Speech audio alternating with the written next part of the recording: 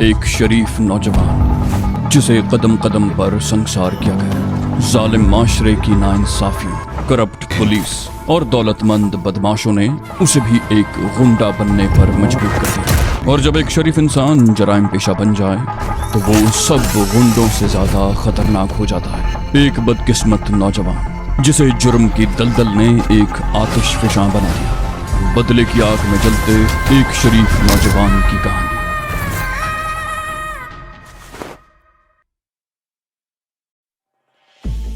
हाजी पर वाकई पागलपन का दौरा पड़ गया था। वो चीखता हुआ तहखाने से बाहर आ गया और फर्श पर बंधे हुए अल्लादित्ता को जोरदार ठोकर मार दी। वो शायद वाकई बेहोश था, क्योंकि जोरदार ठोकर लगने के बाद भी किसी रद्द अमल का इजहार न हुआ। हाजी ने चीख कर कहा, इन तीनों नमक हरामों को गाड़ी में डाल दो, बाद में निपटूंगा इन लोगों से। इरफान और दिलावर उन तीनों को बारी बारी उठाकर बाहर ले जाने लगे। हाजी अब्दुल्ला मकसूद की तरफ देखते हुए चीखा, देखा, देख लिया तुमने? उस हरामजादे शारिक और समीना ने मुझे बिल्कुल तबाह कर दिया। कहीं का नहीं छोड़ा उन्होंने मुझे। इसलिए मैं कहता था कि यहाँ 2-4 बंदे और भेज दो, लेकिन तुम कहते थे बड़ा मजबूत निजाम है, कोई अजनबी अहाते के सामने से गुजर भी नहीं सकता। लेकिन देख लिया तुमने क्या किया है उन लोगों ने। मकसूद धीमे लहजे में बोला, हिफाजत का इंतजाम तो ठीक ही था हाजी साहब। लगता है वो लोग तादाद में ज्यादा थे और उन्होंने धोखे से हमारे आदमियों को काबू किया था। लेकिन सवाल ये पैदा होता है कि शारिक वगैरह को उस ठिकाने का पता कैसे चला। हाजी ने चीखते हुए इंस्पेक्टर उस्मान की लाश की तरफ इशारा किया। ये हरामजादा, इसे बहुत कुछ मालूम था, किस तरह मेरे आगे पीछे दुम हिलाता फिरता था कुत्ते की तरह। हाजी जी माफ कर दें, दूसरों से सिफारिश भी करवा रहा था। कुत्ता हरामजादा निकला ये। काश ये जिंदा मेरे हाथों में आता तो मैं इसके जिस्म का रेशा रेशा अलग कर देता। इरफान ने उनके करीब आकर कहा, इस लाश को भी गाड़ी में डाल दें हाजी साहब। हाजी बोला, नहीं, इसे यहीं छोड़ दो और चलो यहाँ से। कोई भरोसा नहीं उन हरामजादों ने पुलिस को भी इत्तला दे दी हो और पुलिस यहाँ पहुंचने वाली हो। वो लोग बाहर आकर पजेरों में बैठ गए। सीट के पिछली तरफ कुछ जगह थी। अल्लादित्ता और उसके साथी एक दूसरे के नीचे ऊपर वहीं बंधे पड़े हुए थे। पजेरो गेट से बाहर आकर बाएं तरफ मुड़ गई। उन्होंने गेट बंद करने की भी जरूरत महसूस न की। पजेरो गेट से निकलकर रुके बगैर बाईं तरफ सर्विस रोड पर मुड़ गई। अगर उन्होंने सामने देखा होता तो उन्हें बंद रोड पर दूसरी तरफ खड़ी हुई कार नजर आ जाती, जिसमें हाजी का दुश्मन नंबर 1 शारिक बैठा सब कुछ देख रहा था। अगर हाजी उसे देख लेता तो पागल कुत्ते की तरह उस पर चढ़ दौड़ता। वापस आने में भी उन्हें तकरीबन 1 घंटा लगा था। बारिश उस वक्त भी हो रही थी। फारूक उस वक्त घर पर मौजूद था। परी चेहरा और राना भी बरामदे में खड़े थे। हाजी की हालत देखकर उन्हें समझने में देर न लगी कि कोई गड़बड़ हो गई है। हाजी ने फारूक की तरफ देखते हुए पजेरों में बंधे हुए अल्लादित्ता की तरफ इशारा किया। बोला, तुम्हारी कोठी में कोई ऐसा कमरा है जहां इन लोगों से पूछगिछ की जा सके? फारूक बोला, ऐसा कमरा तो कोई नहीं है जहां से आवाज बाहर न जा सके। अलबत्ता तहखाना है जिसे हमने कभी इस्तेमाल नहीं किया। उसे पूछगिछ का मतलब समझने में देर न लगी। हाजी बोला, इन्हें तहखाने में डाल दो, बाद में पूछूंगा इनसे। जब उन तीनों को पजेरों से निकाला गया तो परी चेहरा हैरत का इजहार करते हुए बोली, हाय अल्लाह, इन्हें क्यों बांधा हुआ है? ये कौन है बेचारे? हाजी बोला, ये गांव में मेरे घर से जेवर लेकर भागे थे, आज पकड़े गए हैं। उसने परी चेहरा को इस तरह घूरा कि वो मजीद कुछ न बोल सका। उन तीनों को तहखाने में पहुंचा दिया गया। हाजी बॉडीगार्ड की तरफ देखते हुए बोला, ओए इरफान, तुम तहखाने में जाकर इन्हें होश में लाओ, मैं अभी आता हूँ। इरफान तहखाने में चला गया। हाजी ड्राइंग रूम में टहलता रहा। उसके मुंह से बार बार ऐसी आवाजें निकल रही थी जैसे कोई जख्मी नाग फुनकार रहा हो। राना और फारूक अहमद एक तरफ खड़े देख रहे थे। उन्हें अभी तक पता नहीं चल सका था कि मामला क्या है। राना ने आगे बढ़कर हाजी से कुछ कहना चाहा, मगर फारूक अहमद ने उसे रोक लिया। होंठों पर उंगली रखकर उसे खामोश रहने का इशारा किया और फिर उसका हाथ पकड़कर कमरे से निकल गया। हाजी अब्दुल्ला कमरे में टहलता और सांप की तरह फुनकारता रहा। समीना और शारिक रात का खाना खाने के बाद 9:30 बजे के करीब घर से निकले। ड्राइविंग सीट पर शारिक बैठा हुआ था। उसने सफेद पैंट और नीले रंग की टी शर्ट पहनी हुई थी, जिस पर सामने के रुख पर बाईं तरफ प्ले बॉय का सिंबल बना हुआ था। समीना ने लॉन का खूबसूरत प्रिंट वाला सूट पहन रखा था।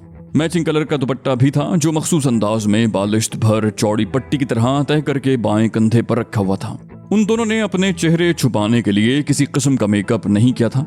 वो अच्छी तरह जानते थे कि न सिर्फ पुलिस बल्कि हाजी के आदमी भी शिकारी कुत्तों की तरह उन्हें तलाश करते फिर रहे थे, और उसके बावजूद उन्होंने अपने चेहरे छुपाने की कोशिश नहीं की थी। गुज़श्ता रोज उन्होंने हाजी के बंद रोड वाले अड्डे पर धावा बोलकर करोड़ों रुपए की हेरोइन पानी में बहा दी। इस मुहिम में इंस्पेक्टर उस्मान मारा गया था। उन्हें शापरी के जरिए इंस्पेक्टर उस्मान के अजाइम का पता चल गया था और शारिक ने तो यही मंसूबा बनाया था कि इस मुहिम के दौरान उस्मान का काम भी तमाम कर दिया जाए। लेकिन ये इत्तेफाक ही था कि उन्हें उस्मान के खून से हाथ नहीं रंगने पड़े और वो हाजी के आदमी के हाथों मारा गया। शारिक अगरचे इस मुहिम में शरीक नहीं था, लेकिन तेज बारिश की वजह से समीना वगैरह के बारे में मालूम करने घर से निकला था और इत्तेफाक से उस वक्त वहां पहुंचा था जब हाजी की पजेरो उस अहाते में दाखिल हो रही थी और उसने जिस अंदाज में हाजी और उसके आदमियों को वहां से निकलते देखा था उससे उसे ये अंदाजा लगाने में दुश्वारी पेश नहीं आई कि समीना और नौलखा वगैरह अपना काम कर गए थे। घर की तरफ वापस जाते हुए एक जगह रुककर उसने इलाके के एसपी को अपना नाम बताकर फोन कर दिया कि वो पुलिस पार्टी लेकर हाजी के बंद रोड वाले अड्डे पर पहुंच जाए। उसने अहाते का पता समझा दिया था। शारिक घर वापस पहुंचा तो समीना और नौलखा वगैरह उससे पहले पहुंच चुके थे। शारिक ने समीना से प्रोग्राम बनाया था कि वो शाम को शफकत से हाजी के नए ठिकाने का पता मालूम करेंगे, लेकिन शाम को फिर तेज बारिश शुरू हो गई जो रात तक जारी रही। वो लोग घर से बाहर नहीं निकल सके थे। उन्हें यह भी मालूम नहीं हो सका था कि पुलिस ने कोई कार्रवाई की थी या नहीं। सुबह होने से पहले बारिश बंद हो गई। अखबार वाला अखबार भी डाल गया था। शारिक खुद ही बाहर से अखबार उठा लाया था और फिर अखबार देखते ही उसके होंठों पर मुस्कुराहट आ गई। हेडलाइन वही थी जिसकी शारिक को तवक्को थी। वो बरामदे में ही खड़ा अखबार पढ़ता रहा। हेडलाइन के अलावा पहले और आखिरी सफ़े पर हाजी के हवाले से कई खबरें थीं। इंस्पेक्टर उस्मान की लाश और अहाते के कॉटेज, उसके तहखाने और दूसरी जगहों की कई तस्वीरें थीं। इंस्पेक्टर उस्मान का कत्ल भी हाजी के खाते में डाल दिया गया। एसपी अल्ताफ अली की हंगामी प्रेस कॉन्फ्रेंस की तफसील भी सफ़े अव्वल पर शाया हुई थी। एसपी ने यह एतराफ़ किया था कि हाजी के उस अड्डे के बारे में इत्तला टेलीफोन पर शारिक ने दी थी। एसपी ने इस वसूख का इजहार भी किया कि हाजी का यह अड्डा और दूसरे अड्डे तबाह करने में शारिक और समीना का हाथ था। उसके बयान से ढके छुपे अल्फाज में उन दोनों के लिए हमदर्दी का इजहार झलकता था। शारिक अखबार लेकर अंदर आ गया। नौलखा वगैरह भी जाग गए थे। शारिक उन सब को खबरें पढ़कर सुना रहा था। समीना बोली, हाजी की हालत काबिल दीद होगी, काश मैं उसे देख सकती या कम से कम उससे फोन पर बात कर सकती। शारिक बोला, आज मैं मालूम करूंगा कि वो कहाँ छुपा बैठा है। और फिर नाश्ते के बाद शारिक अपने मिशन पर निकल खड़ा हुआ। उसका हुलिया ऐसा था जैसे अभी अभी किसी गांव से आया हो, उजड़ देहाती। वो दिन भर मुख्तलिफ इलाकों में घूमता रहा और दोपहर के करीब हीरा मंडी के इलाके में गुलजार से सामना हो गया। जाहिर है गुलजार उसे नहीं पहचानता था। शारिक ने उसे बताया कि वो पत्तोकी का रहने वाला है, वहां अपने दूसरे काम के साथ हेरोइन भी बेचता है, लेकिन वो शहर में जिस शख्स से हेरोइन खरीदता था वो 2 दिन से गायब है। गुलजार बोला, तो इसमें परेशानी की क्या बात है, मुझसे ले जाओ हेरोइन, कितनी चाहिए? शारिक बोला, इस वक्त तो मैं शफकत बाऊ की तलाश में इस तरफ आ निकला था। अगर आज वो मिल गया तो ठीक है, वरना कल जहां आकर तुमसे ही ले लूंगा। गुलजार ने चौंक कर उसकी तरफ देखा। बोला, शफकत बाऊ? वो तो हेरोइन सप्लाई नहीं करता, तुम उसे कैसे जानते हो? शारिक बोला, वो दरअसल बात यह है कि उस बंदे से मुझे शफकत बाऊ नहीं मिलवाया था। अब वो बंदा नहीं है तो पहले शफकत बाऊ से ही मिलूंगा ताकि वो मुझे किसी सही बंदे से मिला दे और मेरे साथ कोई धोखा ना हो। गुलजार मुस्कुरा दिया। बोला, बहुत अक्लमंद हो, मगर शफकत बाऊ तो इस इलाके में कभी नहीं आया। वो तुम्हें वसनपुरा में मिलेगा, इमामदीन स्ट्रीट पर रहता है। अभी 4-5 दिन पहले ही उससे मिलकर आया हूँ। वो कुछ देर खामोश हुआ, फिर बोला, तुम तो हमारे ऊपर वालों के दोस्त निकले हो, चलो तुम्हें चाय पिलाऊं। शारिक बोला, चाय तो मैं नहीं पीता, लस्सी शस्सी। गुलजार बोला, चलो लस्सी पिला दूंगा। वो दूध दही की एक दुकान पर आ गए। दुकान का सारा साजो सामान बाहर वाले थड़े पर था। दुकान के अंदर ग्राहकों के लिए बेंच बिछे हुए थे और उस वक्त अंदर कोई ग्राहक नहीं था। गुलजार ने 2 गिलास लस्सी के लिए कह दिया और दोनों अंदर आकर बेंच पर बैठ गए। गुलजार ने पूछा, शफकत बाऊ को तुम कैसे जानते हो? शारिक बोला, शफकत बाऊ असल में मेरे बड़े भाई का दोस्त है।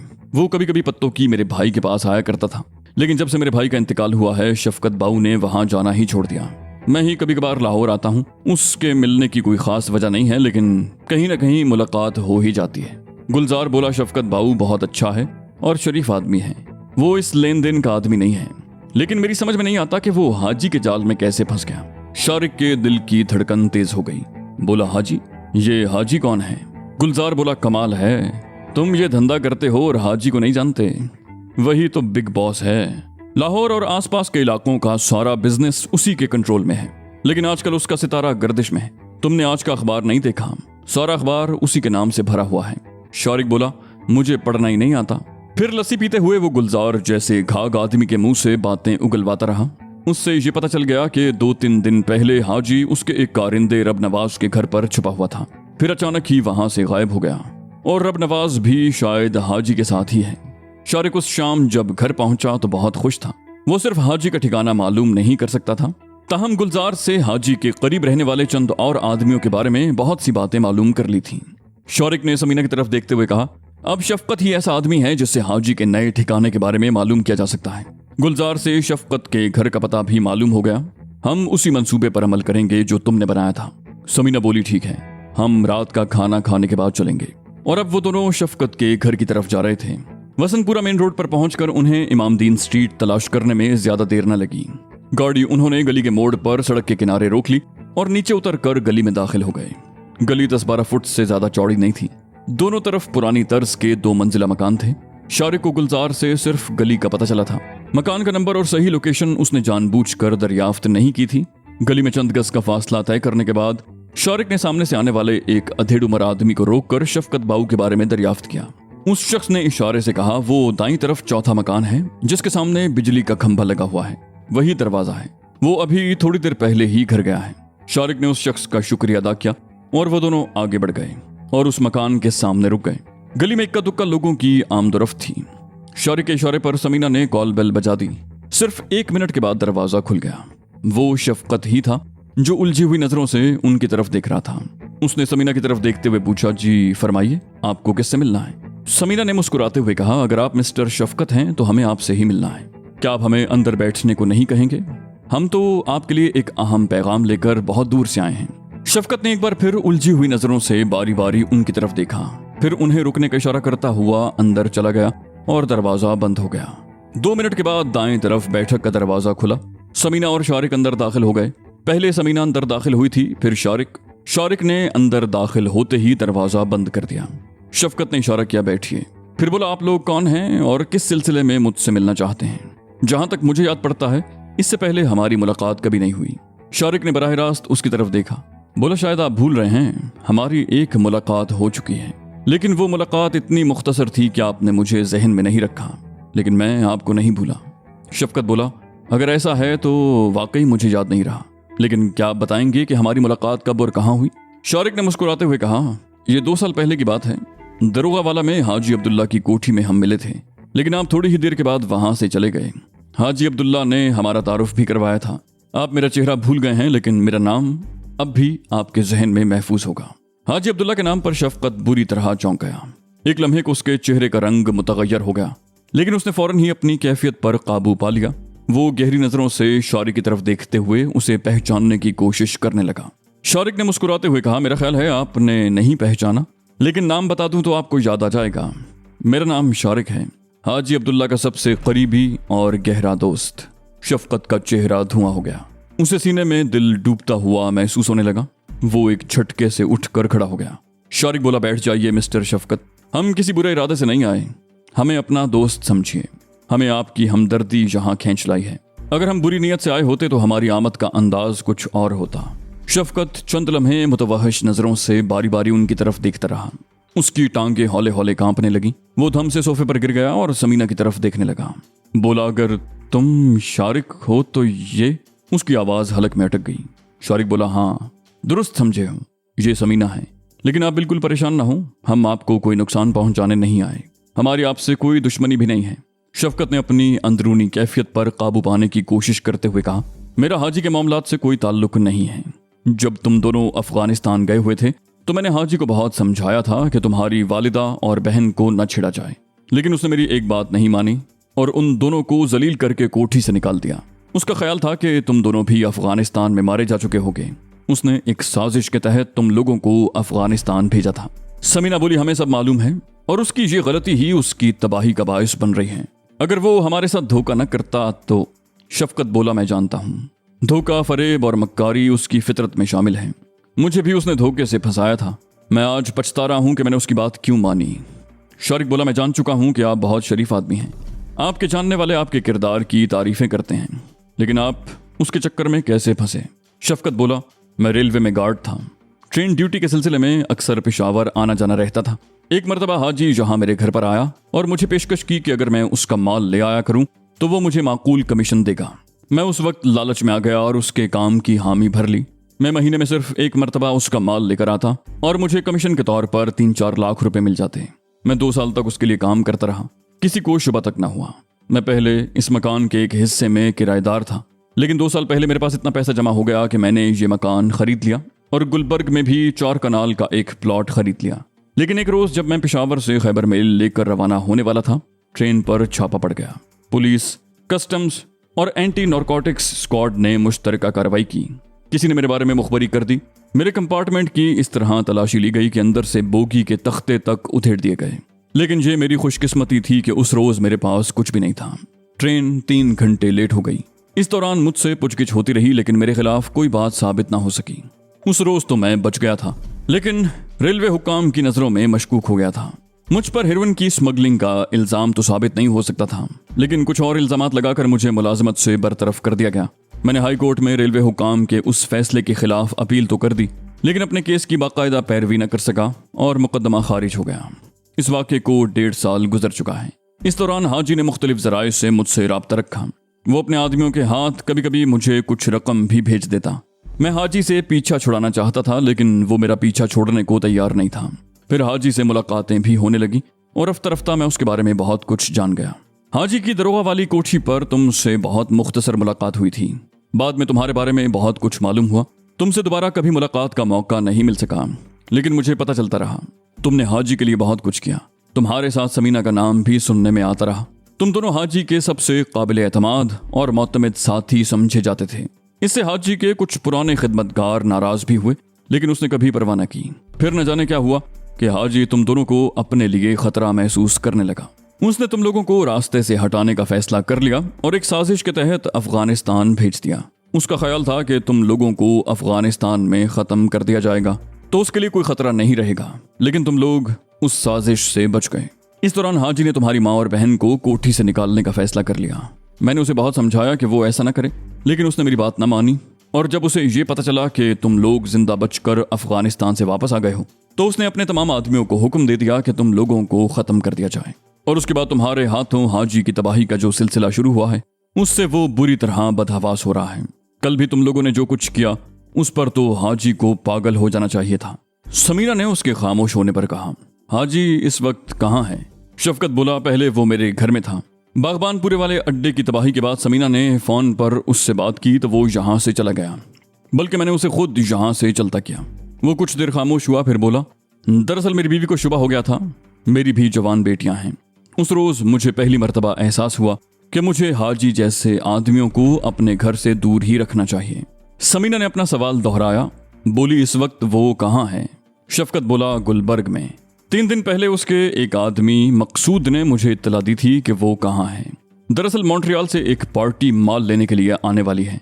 वो अपने मकामी एजेंट के जरिए मुझसे ही राब्ता करेंगे, इसलिए मुझे हाजी के ठिकाने का पता बता दिया गया था कि वो लोग आ जाएं तो मैं हाजी को मुत्तला कर दूं।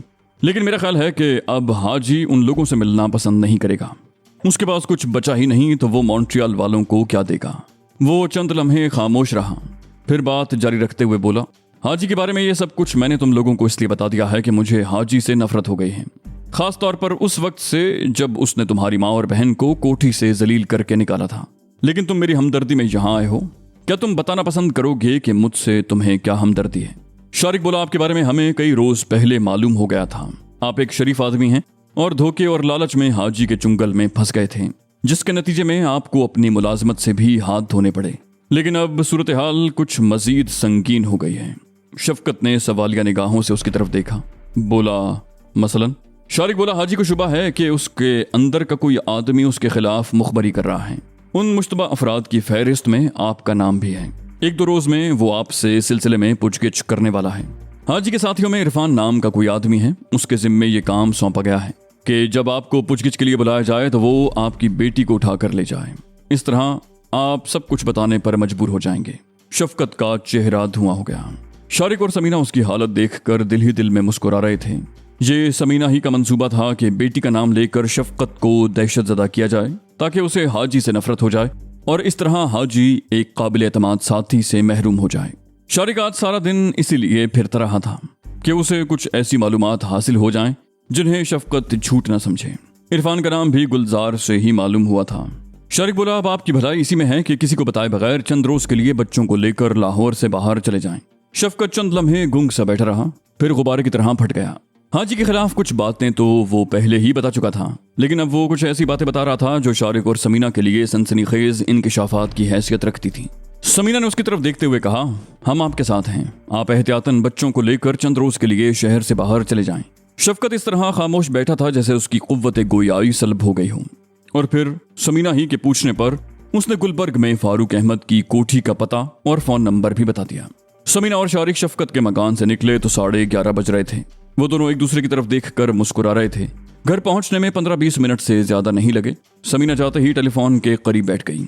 उसने फोन का रिसीवर उठाया और शफकत का दिया हुआ नंबर मिलाया। तीसरी घंटी पर कॉल रिसीव कर ली गई। एक निस्वानी आवाज सुनाई दी, हेलो, कौन? समीना बोली, हाजी अब्दुल्ला से बात करनी है। दूसरी तरफ से पूछा गया, यहाँ कोई अब्दुल्ला नहीं रहता, तुम कौन हो?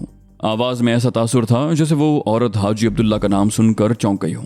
समीना बोली, अगर तुम्हारे यहाँ कोई हाजी अब्दुल्ला नहीं है तो मेरे बारे में क्यों जानना चाहती हो कि मैं कौन हूँ? वो एक लम्हे की खामोशी के बाद किसी कदर दुरुस्त लहजे में बोली, हाजी को फोन पर बुलाओ 1 मिनट के अंदर अंदर।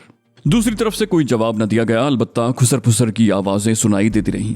फिर एक मर्दाना आवाज आई, तुम किससे बात करना चाहती हो? यहाँ हाजी अब्दुल्ला नाम का कोई आदमी नहीं रहता। समीना दुरुस्ती से बोली, तुम गालिबन फारूक अहमद बोल रहे हो। मैं ये भी जानती हूँ कि इस वक्त तुम्हारी कोठी में कौन कौन मौजूद है। अगर तुमने 1 मिनट के अंदर अंदर हाजी अब्दुल्ला को फोन पर न बुलाया तो दूसरी तरफ से उसकी बात काट दी गई, तुम कौन हो और मेरा नाम कैसे जानती हो? समीना बोली, सिर्फ नाम ही नहीं, मैं तुम्हारे बारे में बहुत कुछ जानती हूँ। अगर तुम मेरा नाम जानना चाहते हो तो हाजी अब्दुल्ला को बताओ कि समीना बात करना चाहती है। फारूक के मुंह से निकला, समीना? और फिर यूं लगा जैसे दूसरी तरफ बात करने वाले के हाथ से रिसीवर छूट गया हो। मेज पर रिसीवर गिरने की आवाज समीना की समात से टकराई। उसके होंठों पर मुस्कुराहट आ गई।